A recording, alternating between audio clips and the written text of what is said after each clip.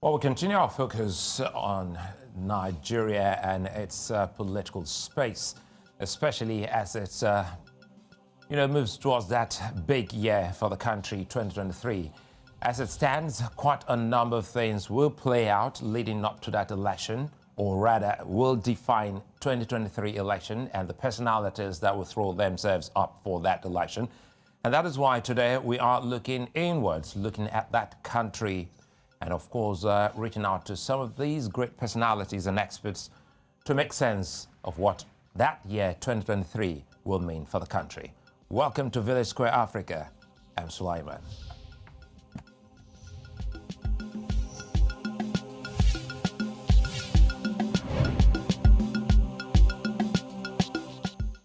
Well, leadership has been found to be the biggest and most critical factor in national development. Nigeria has struggled with a clear leadership approach centered around the betterment of the people and using the abundance of resources in the country's possession to great effect. Security challenges are bedeviling the country, with a staggering youth unemployment hampering the development of the country. Nigerians are yearning for a leader that will deal with the issues headlong, as they may concern the people and lead the country to greatness. Who will this man or woman be? Where's he or she coming from? Many questions are being thrown in the air. The permutations are in full swing, although behind closed doors. In the coming days and months, Nigeria will see the faces behind the masks and the veils. Well, joining me to make sense of these and more, Pat Utomi, a professor of political economist, and of course, Katch Ononuju, Director General, the Heritage Center. Good to see both of you gentlemen here on VSA. Thank you, Sulaiman. It's good to see you too. Well, I'm excited having both of you. Thank you very much. Thank you for having me today. Well, I'm excited having both of you. Quickly here, I'll start first by, let's take this, try this for size. Professor Utomi, you were a presidential candidate, apart from being an expert in political matters and economic matters of any country, especially countries on the continent. You might want to take us through your personal experience before we start looking at 2023. Well, I think that it is important to experience these things to get a sense for why progress is kind of slower than it should be. My big background has focused on the development experience around the world, especially Latin America and Southeast Asia. And for many years, I worried about what was responsible for the slow growth on the continent of Africa. Part of it led to a book I wrote many years ago, the title, Why Nations Are Poor. In writing that book, I identified a number of variables that I thought were critical for progress.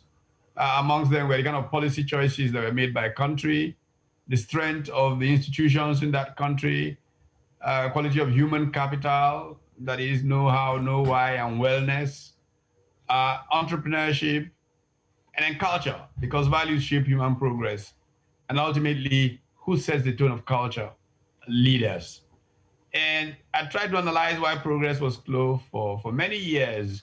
And we had the years of Afro-pessimism, when the world basically kind of like began to give up on Africa. In the 90s, I used to go to a conference every other year called by the former French Prime Minister, Raymond Barre, as part of our Aspen Institute, France. And the theme was Africa, must produce or die. Why was Africa not producing? Why was there Afro-pessimism? It seemed to me, as I became an actor, rather than just an academic, that I could put my finger on it. It's hard to look at an environment where state capture, weak electoral processes prevents the fineness of thinking, the absence of rational public conversation with emotion dominating things, all invariably add up to lack of progress. So as we begin to look to another cycle, we must ask ourselves some fundamental questions. Are we going to end up the way we have done in the past, with people who don't understand really what the development experience is elsewhere? And then begin to see fundamental issues. I mean, South Korea is one of my favorite models of a country that started out like we did in most African countries, where politics was about grabbing, using state apparatus and all kinds of things to prevent certain kinds of people from getting in. And then you play feudal lord of sorts. And then you see that no progress in the end. Even your own interest is jeopardized if you take a long-term or medium-term view of things. So you begin to see the importance of institutions. It's not just about this individual in the way that Sulaiman, for example, you're framing it. It's not the individual, the great quarterback in American football who leads like a hero to solve problems. No, countries make progress because they build up strong institutions. So the leader is important, but it matters a little less when the boundaries are clear, so that people who get into public life know the limitations of their conduct and know what direction they must follow to advance the common good of all. These are some of the issues that are before Nigeria. I'll come back to you so that we can expatiate more on that. The leaders are important, but when we have clear boundaries, the importance of such leaders or leadership, diminishes, because it now sort of brings the people up to taking charge of the process. I think that resonates with plenty of Africans watching at the moment. Dr. Katch, Ononuju, quickly here at the Heritage Center, I know for one, we understand you've been working, your team have been working to see that some of the key things Professor Utomi has just highlighted come to play even before 2023. Take us through some of those key things you're working on now before this big year for Nigeria. Thank you very much. I believe our real problem in Nigeria is the absence of proper knowledge of country. I think right now we can see that actually we don't know the country. We were colonized twice by the British across all lands, but of course by the Fulanis over the Hausa states. And the people in the South did not actually expend energy in trying to understand the North. Like where I grew up in the East, everybody regards anywhere from Kogi down to Sokoto as Ndausa. And without knowing that the North is actually a very diversely heterogeneous society. And I believe when we had independence, the British left, but then the Fulani stayed behind. Because if you look at it, we had three sets of historical visitors to Nigeria as it was. We had the Portuguese, then we had the British, and then we had the Fulanis. And when the British now changed their game from trading to the colonial mandates, and then the subsequent hiring of the workforce of the Royal Niger Company to help the British manage the colonial something here, the British saying that they had just about 380 of those staffers, which they now took to the South, who became DCs, DOs. Up north, they rehired the Fulani to help to superintend over the houses, which we regarded in history as indirect rule. And today we are a democracy, and what I have seen is democracy needs numbers. The Fulani suddenly do not have numbers. And because they don't have numbers to succeed and maintain a lot of the entitlement positions, they seem to be challenged by democracy. And that's why you see the irredentist movement members amongst them trying suddenly to undermine the country and seize it. And as Professor Somi will say, to try to attempt some kind of state capture, which is what you're seeing right now. So I believe, for me, the problems, yes, they provide a lot of learnings. I think a lot of us are beginning to learn. We previously would call people up north Hausa Fulani. It doesn't exist. What you actually have is a small band of Fulanis who historically came from Yemen, are today trying to use their worldview, which was constructed by their experience with the Hausas, to actually think that the rest of the country will fall into subjugation. That's what I'm seeing here in northern Nigeria. And I believe we are now waking up to see that the problem Nigerians have is not the North, no, it is the Fulani. And so we're not seeing it. You're seeing crisis in the Northwest, you're seeing it in the Northeast, you're seeing it in the North Central, you're now seeing it in the old Eastern region and the Southwest. All of them triggered by the behavior of what I refer to as the Fulani Redentist movement. That today is Nigeria's problem. Nigerians need to learn that it is not the North, but those people that we need to understand. And I believe that presents us strong learning. I have no doubts we will come out of this. I have no doubt we will succeed. Why? They do not have the numbers. And that's why you're seeing trying to get people to come in from the sub-region. No, that will not work. They do not have that numbers. And I think now that we are now beginning to build a pan-Nigerian consensus, unity, especially in the South, amongst the Igbo and the Yoruba, I think that will solve the Nigerian problem and save sub-Saharan Africa and save Nigeria's democracy. That, I believe, is... Let me bring in Professor Utomi here again. And, well, I think we seem to be headed somewhere now that we've fully established these things. I'll come back to you, Dr. Katch Ononuju. Professor Utomi, I recall as a very young man, very young Nigerian, many have actually gone into history to see that you started quite early as a young man. You also had your time with Nigeria's president then, President Shagari. Some of the things that Katch Ononuju has just mentioned. Tell us how it was then in Nigeria at that republic, because it would seem as if some of these things suddenly came upon Nigerians and the country. You were from the southern part of this country, but you were appointed by the president, who was from the north, and you did your time, and ever since you've been in this space.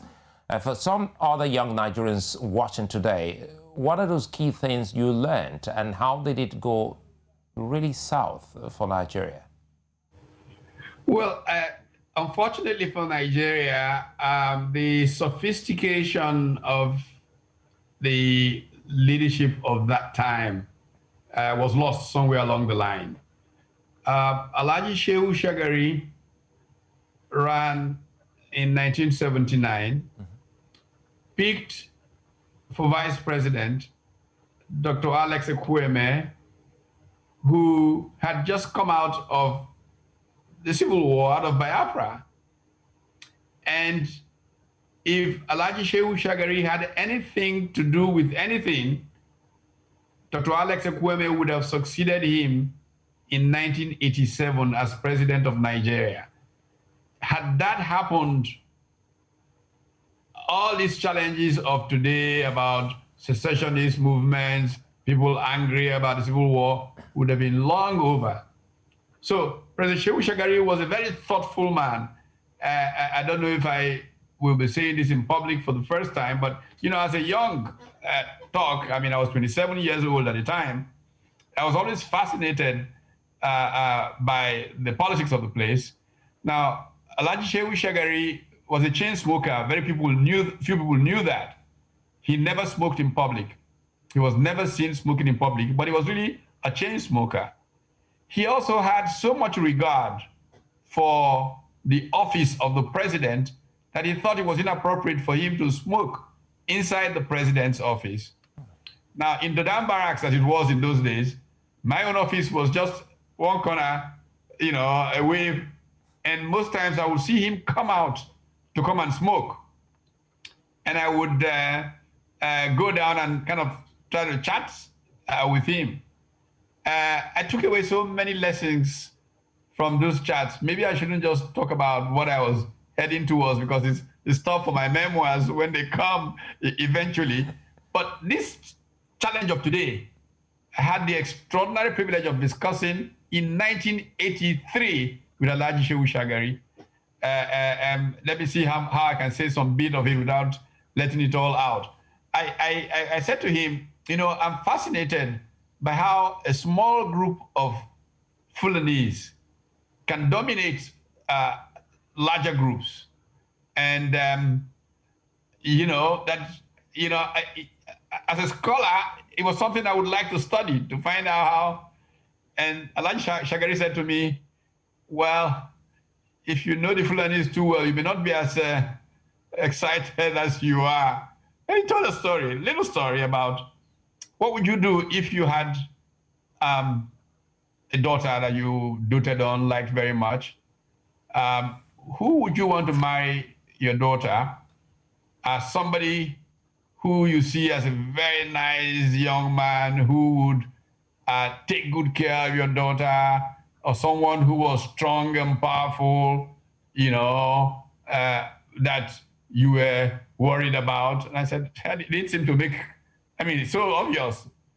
Of course, I care about my daughter so much, I'll let somebody who I admire, who surely would take so much good care. I say, yes. You see, but if you are Fulani, what will matter more to you is not so much that person taking care of your daughter, but the access it will give you to that man. If you wanted to kill that man, for example, you thought he was a threat, you won't mind giving him your daughter to marry, so you get access to kill him before he is a threat to you.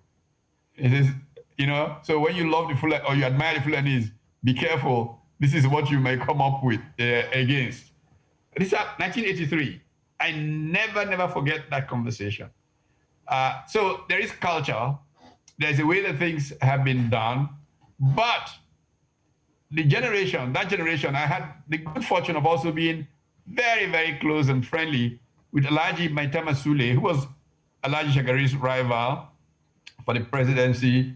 And Alhaji Maitama Sule spent a lot of time telling me stories from the 50s, when he was the youngest minister in the country, and all of that. In spite of the points of how the Fulani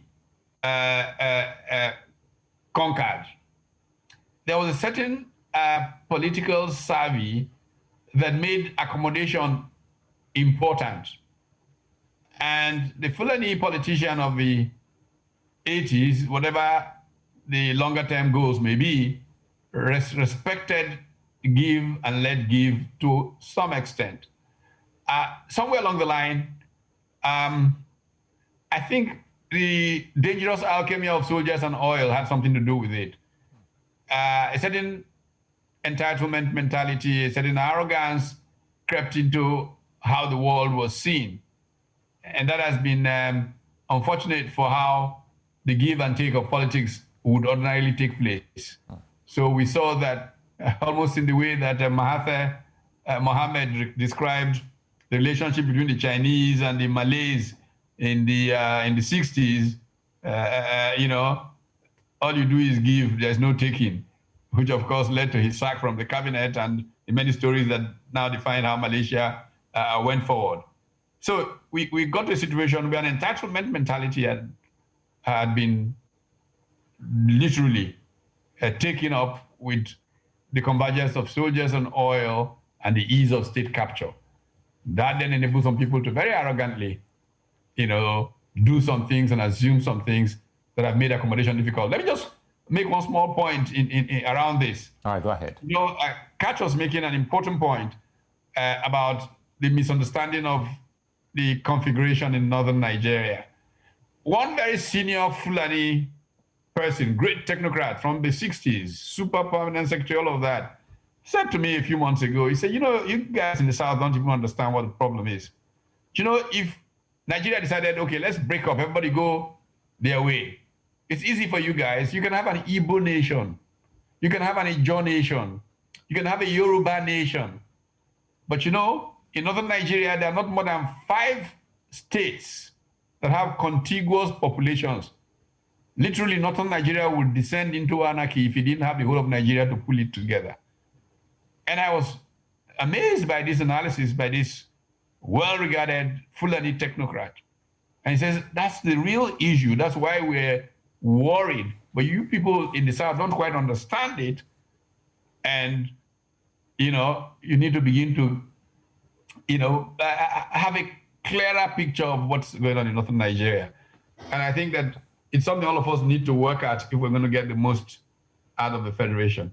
Certainly, I think Nigeria and Nigerians must work, so hard and see how this can actually, show a better example for others on the continent. Katch, though from the southeast, you have your roots in Nigeria's northern region.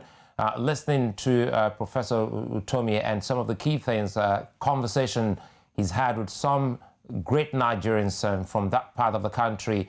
Now, how well can, some of these key things, so identified, can help Nigeria as the country moves forward to another election? For Professor Utomi, he said something which is very key and important. Knowledge is very important for any leader to come on the saddle. How and well can Nigeria or Nigerians start to identify these people who have the requisite knowledge, know-how to get the country going? It's enough slap on the face of any African that the African countries would still be talking about Malaysia when they have so many leaders, past and even present, that can actually rejig things, and Nigeria can show the example. Kach. Yes, thank you. You're talking about developed countries. You're talking about nations. Don't forget, Nigeria is not yet a nation. And that's why I was saying, for us to actually understand the country and sort it out, we have to fix northern Nigeria. Northern Nigeria, I consider to be the darkest part of the earth. Northern Nigeria today is home to humanity's largest concentration of children without access to formal education than anywhere else on earth. It is followed by Pakistan, and it is followed by Afghanistan. Why? The elementary institution in northern Nigeria is the same as the madrasas you have in Pakistan and in Afghanistan. So you have that, and that's why I was talking about the Fulani. So we now are a democracy, and we now suddenly have found out that the last colonial masters, the Fulanis, are not actually ready for that democracy. And that's why all of us are suddenly being shocked by what we are seeing. I will tell you that after the British left in the 60s, I'm confident to say only the South got freedom. The North is not. Because for you to understand that, the most contiguous people are the Hausas. And they have 4 core contiguous states: Katsina, Zamfara, Sokoto, and Kano. In Jigawa, you have the mixture. That's all. If you go the other places, you have, it's like a menage a trois in every single state that you go to in northern Nigeria. And when the British left, the Fulani stayed back because at independence, the British left, the Portuguese left, the Fulani stayed back. In my contact with the Portuguese currently, they say they regret not having stayed in Nigeria, even though they were the first to come. They were the first to use Apapa on a large scale. And when the British left Calabar and went to Apapa, simply because they were seeking for a port with a deep bay. And that was why they came to Apapa. Nobody ever developed any port in Nigeria. The only port developed in Nigeria was built in 1980, and that is Ononuju. Because if the British had been able to see the depth they saw in Ibaka or Ibono, I'm sure they probably would have developed those ports and stayed in Calabar. Now, back to the north, because this is where our problems are. Today in northern Nigeria, no single Hausa man is emir. Why do I say that? The British left, the Fulani stayed back as the colonial masters over the Hausa states. Because of the British asking them to superintend over the Hausas in what we regard to historically as indirect rule. Today, as I speak to you, apart from the emir of Anka, no Hausa man is emir anywhere in Hausa land. You see that? No Hausa man is also a member of the Mieti Allah. Because in the Fulani society, being a primogeniture-based society, you are not regarded as one unless your father is one. So that's why when you see someone like Atiku say he's Fulani, they say, no, you are not. Because why? His father is Chamba, but his mother is Fulani. Same with several people there. Now we have a problem. They don't have numbers. And we're asking them to participate in the democracy. I'm talking about the Fulani. Now, what do you give them as a displacement value if you're taking away power from them? And they don't have that. That's why you've seen the fear and then the attempt by those with Buhari to force state capture. Look at the PDP. Some of them are also angling. Most of them who also went to the APC to bring about Buhari are angling into the PDP to seize it. We need to come together. I believe what has kept this country from not progressing more than anything else is the lack of unity in the South. If the Yoruba and the Igbo, like I'm seeing right now, are coming together, we will be able to save Nigeria, move our democracy forward, and provide for the multitude of the heterogeneous society in northern Nigeria, because of 370 more ethnicities we have in Nigeria, about 300 of them are actually not in Nigeria. And you see all these people. So we need to come together to save the note, And I'm very serious about it, because as you're seeing, this violence we saw will start first in the northeast, then got to the northwest, then got to the north central with different names: Boko Haram, Fulani bandits, Fulani herdsmen. And today in the east you have the unknown gunmen. They are all being controlled by the same people. And I can confidently tell you, all of them are being powered by the Fulani Redentist movement. So this is the problem Nigeria has. We have a Fulani problem. And that's why we in the South must come together. It's only when we come together that we'll be able to find the unity to be able to solve that problem, that hydra that takes its strength from the north, that we don't understand. So if we don't solve this, we're not going anywhere. Forget about 2023. It's just a joke. Anyway, I think it's a fine place. Dr. Kach, sorry to cut you there, sorry to butt in. It's a fine place for us to go on a break. When we come back, I'll be starting with Professor Utomi. Now we have so identified the problems, but also allow Professor Utomi to also react. So hold your thoughts there. Professor Utomi, you will be reacting to what Katch Ononuju has said. And also we'll be looking to getting, solutions to solving Nigeria's problems. And more so, and importantly, this will also go to Professor Utomi when we return. How best can the country solve the hundreds, thousands of uneducated young children in Nigeria's north?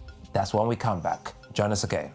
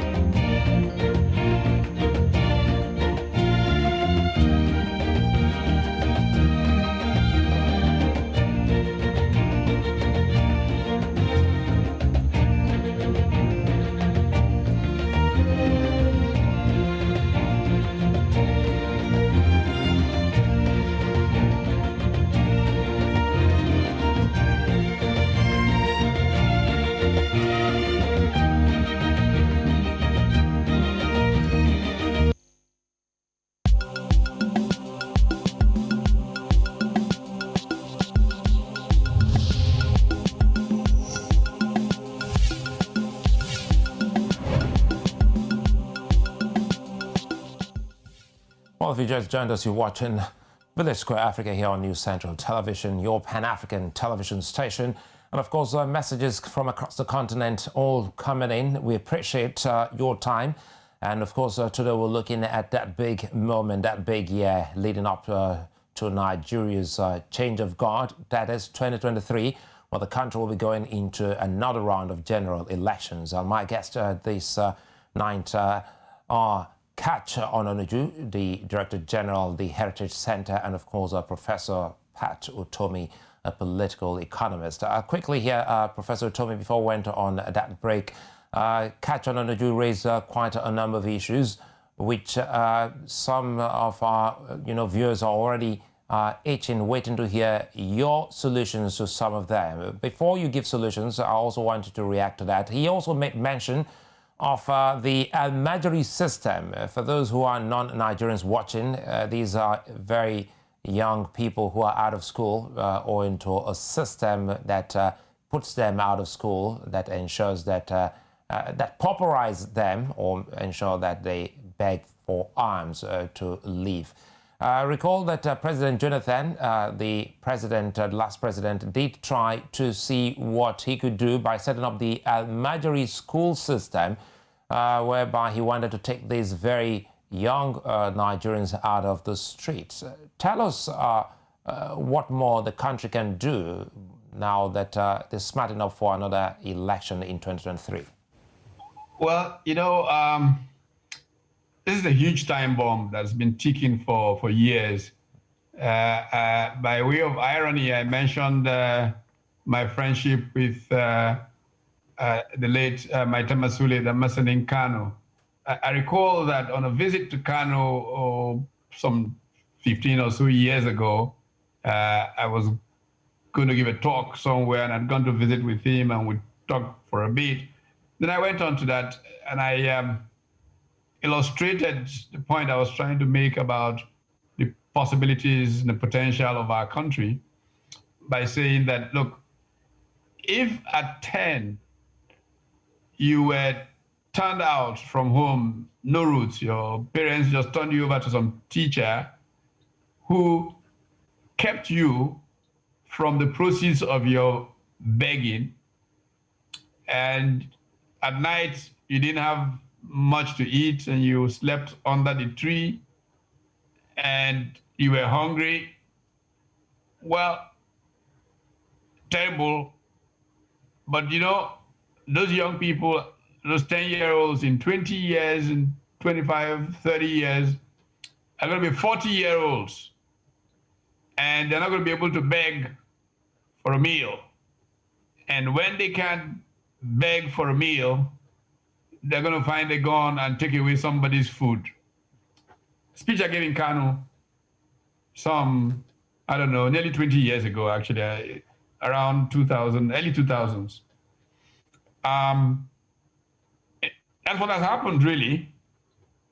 So we have run a track where the possibilities are that we could either have a strategy which will turn to massive education and re-education, legislation that would literally take those kids out of the school, even put them in huge boarding kinds of facilities, put them through remarkable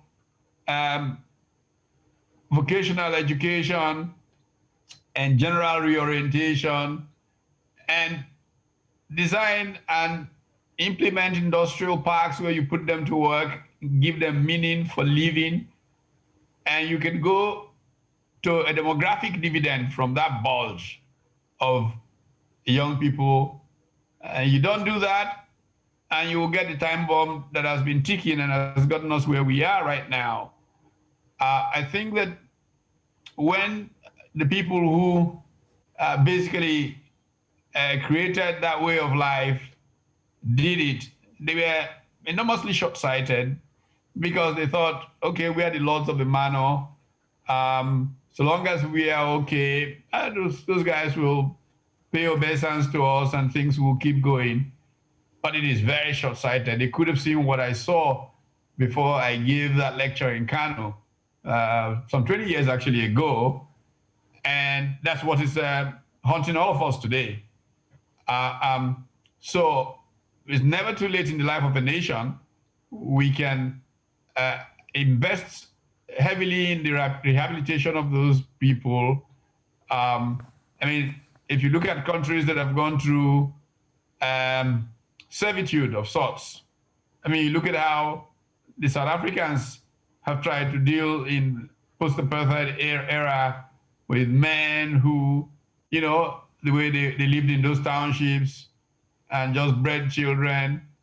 We can have a clear policy, it can be structured, organized.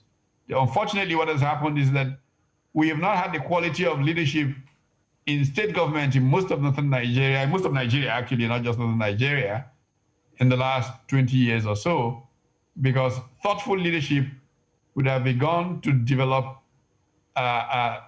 ways of engaging that problem. Let me come in here quickly, Professor Utomi, so that we can get more out of you. You said something about thoughtful leadership. You've seen the problems. Katch has also seen the problem. I have had some of those visits to the north, and even in the northeast, I've seen the Almajiri. You know, these people have state governors, and these are politicians. Now we're trying to, you know, move towards the election. And what are those key things that form their campaign or manifesto? Does it exclude the Almajiris, which are a big concern for the Nigerian nation? It excludes everything. I mean, election campaigns are a joke. There's no rational, serious conversation around them, which is what the democratic process is about. Rational public conversation, as Jürgen Habermas would say. What basically happens in Nigerian politics is you get into an emotional game in which you find some enemy that you can point the emotional, hapless, underclass at. The easiest way is to use either ethnicity or religion or something that hooks into the emotional bit, and you don't discuss anything that affects their life. I have been around elections in Nigeria since the return to democracy. Even at the federal level, I have not seen any serious engagement with a vision for Nigeria and how that vision can be attained in the political class. And it gets worse as you go down to the subnational government level. I mean, you just have a bunch of ceremonial folks, waving at people, gathering crowds into a stadium and dancing. That's how our elections take place. That's why the legitimacy of the Nigerian state is now significantly eroded, because the people don't see a connection between them and the politicians. The way they see it is these characters, they're going to go there anyway, whether we vote or don't vote. So can they give us 1,000 naira if we can take it from them, and we know that's what we've gotten for this moment, and they can go ahead and do, God will deal with them eventually. And that's the mindset. So we have got to have electoral process reform.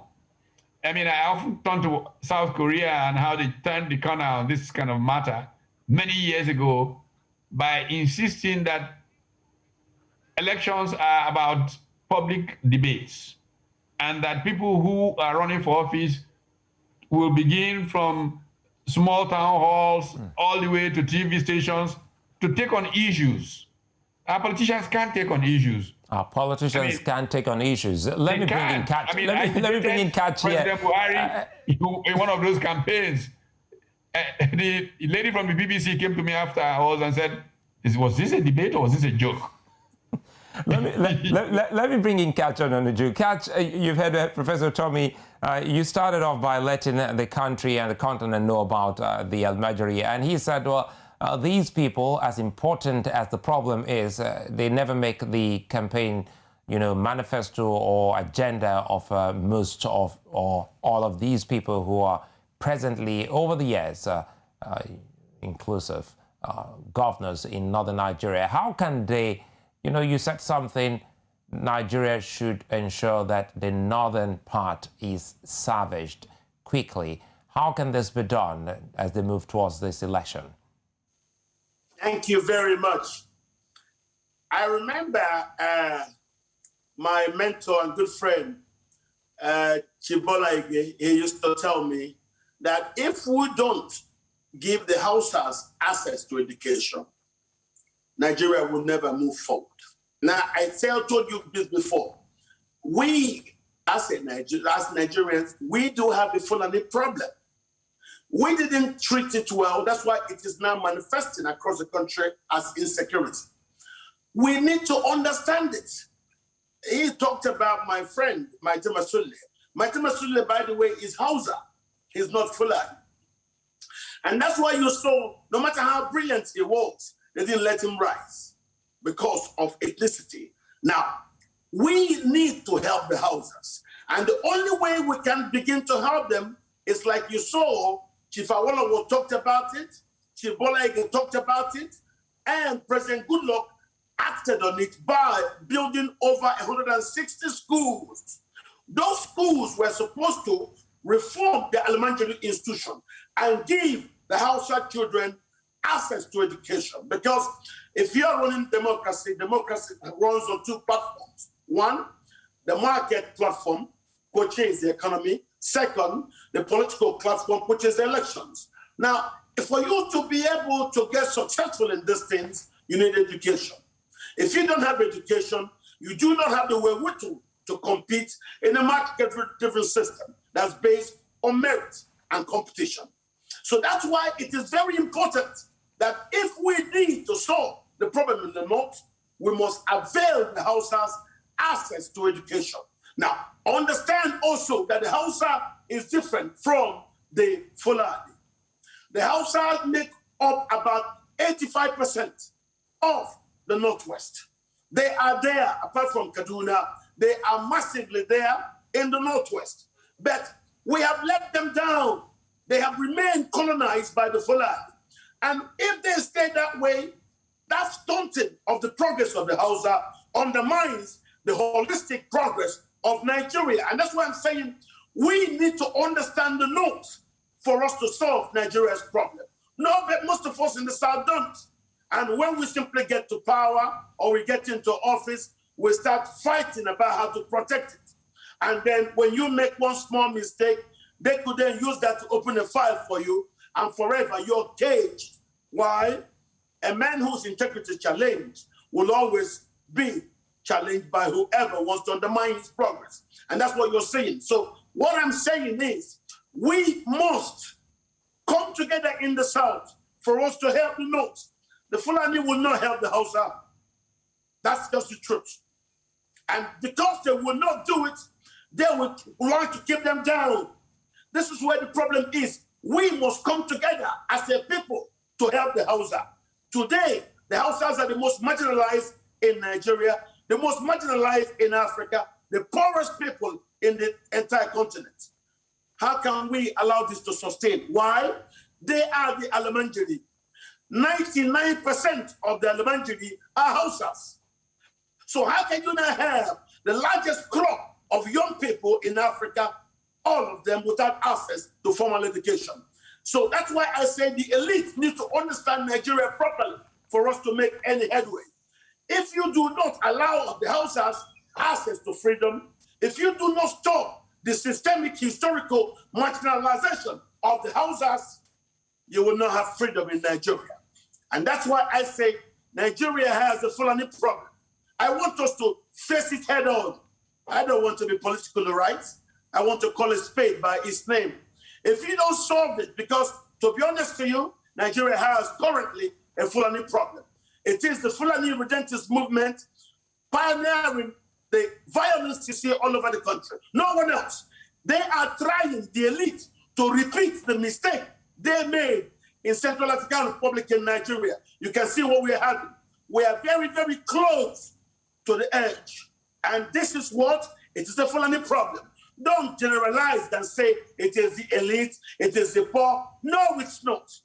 We had independence, the British left, the Fulani stayed back. And they've used their staying back to undermine our progress as a country. Now we are in a democracy, you can see it. It is the elite that are doing this, trying to bring in people who are not Nigerians, to try now to cleanse people in Kaduna of their ancestral lands, to cleanse people in Plateau of their ancestral lands, to cleanse people in Benue of their ancestral land. Same thing in Taraba. You can see the crisis has now come down south, forcing the Yorubas to form a Moteku, the Igbos to form a Bubago, the southern governors to come together. We have a Fulani problem. If you don't solve it, you will have no 2023. Stop the pretensions. Buhari himself is not yet committed to Nigeria. And that's why we must all work together. I am now seeing in the south a kind of closing of shop by the youth. I have seen that happening. And I thank what the Igbo leaders did when they went to Lagos to try to undermine the false flag operations being masterminded by those who do not want elections to hold. That's what you're seeing right now. All the cascade of violence you see across the country is perpetuated, quote me, by the Fulani Redentist movement. So we must, as a country, come together to solve this problem, to head on tell the Fulani elite, stop this thing, allow Nigeria as a country to exist. Stop killing our people. It is not in the north alone. It is not in the south alone. It is happening in the northeast, called Boko Haram. It is there in the northwest, called Fulani bandits. It is there in the north central, called Fulani herdsmen militia. It is now there in all eastern region, referred to as unknown gunmen. It's of course there also in southwest Nigeria. You call them Fulani herdsmen. We have this problem to solve. I think you've said that much, Kach, because we're winding down. Let me bring in Professor Utomi. Listening to both of you, what readily comes to mind is, asking you if there's any possibility of having a conversation, a national conversation in Nigeria, because some of the key things, as highlighted by both of you, would amount to having a conversation that will have people from every, unit of the country. How can that work if it's a possibility at all, Professor Utomi? Well, it can work. There have been efforts in the past. In 2014, there was a conference under the Jonathan administration that actually achieved consensus on a modus vivendi for Nigeria. Sadly, the government did not have the gumshoe to go ahead and implement what there was a consensus around, partly because of, looking at the next election and all of that. But there is a basis for conversation to begin to take place. I'm part of a group that has created a constitution drafting committee to take that report, take even the 63 Constitution and 60 and all of that, and work through something that can go to the Nigerian people to be the basis of conversations. We have seen that repeatedly in recent times, some smart Fulani intellectuals have recognized the folly of where we are at and have been offering their positions. Let me give you one example about why a good conversation is so important. There are many things that people assume about and think is in their interest, whereas it's actually against their interest. Two examples I like to use all the time. Every time you talk about restructuring, people get agitated from the northern parts of the country and say, no, it's about some people who, because hydrocarbons are temporary resources available, want to change things, and hydrocarbons won't last for long. And I look at Nigeria from the 1960s. Like Katch, I grew up in the north. I started school in Kano in 1960. I saw the groundnut pyramids. I saw prosperity in those days. In those days, subnational governments were the regions and the national government, of course, the federal government, and there was no third tier of government. And so the local governments were a matter of convenience. How many do you want? The North chose to have not as many local governments as the South. There were nearly twice as many local governments in what was old southern Nigeria as there was in northern Nigeria. By 1976, local governments became part of the fiscal transfer system, as a result of which significant resources were going to go to local governments. Who were the powerful people at the time? Young northern officers. So everybody's local village became a local government. Now we have 774 local governments. Nearly 500 of those are in the old North. And the South, that used to have twice as many, has just the 200 and something balance. But guess what? In this period where a lot more revenues have been flowing to northern Nigeria since the 70s, the North has become poorer and poorer and poorer. So it's not about revenues. Development, progress is not about revenues. It's about production versus this culture of sharing.